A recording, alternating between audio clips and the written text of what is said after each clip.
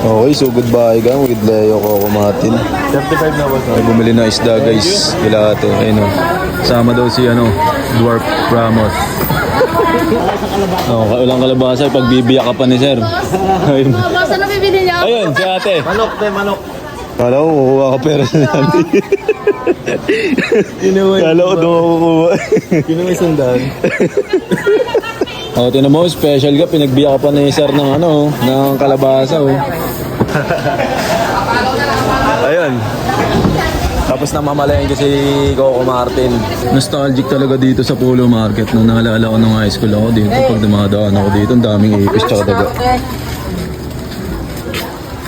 Tapos dito naman, pag dito bibili ng uniform tsaka ng pantalon pang school, no? Alright, nandito tayo sa bahay ni Leo man. So goodbye episode 3. Magluluto daw siya ng food trip. Ayun na. Dano, Ayun. yung sinigang na baka. Ano lulutuin mo? Ano lulutuin mo? Spaghetti. Spaghetti. Kita ko Sana nakakaalam nga pala si Leo nga pala yung sikat dito sa basic guys. Peace bang. Peace bang. Peace bang muna. Peace bang, bili. Mga nagkukuyot ang anak ni Leo dito. Ilan na anak mo pre? 4. 5 na pala. Ang galing. Alright, sisimula na chef. Ang pag-iwa ng paano mag-iwa niya padre? Tama ba yan? Grabe, may bagoong pa padre. Masarap yun. Gara, buhay po yung pre. Hipon. Ayun. Jumping rope. Yun healthy living. Napakilang piga na yan, padre.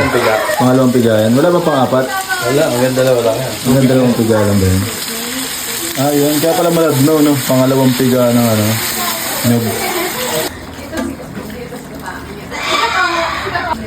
Ayun, grabe yan ba, Adre, sarap naman yan. Yun, yung masarap na ka-partner niyan. Guys, pumipiyok pa. Pumipiyok pa si Leo, guys. Ayun, solid Alright, tingnan natin kung masarap ang luto ni Sir Leo. Ayun gulay. Tilapia man. Alright, kain Thanks kay Chef Coco Martin ng Bisig. Gulay man, sarap.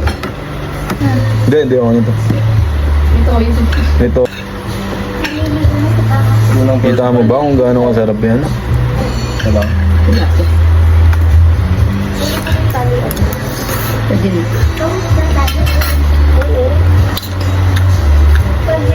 Pero pa.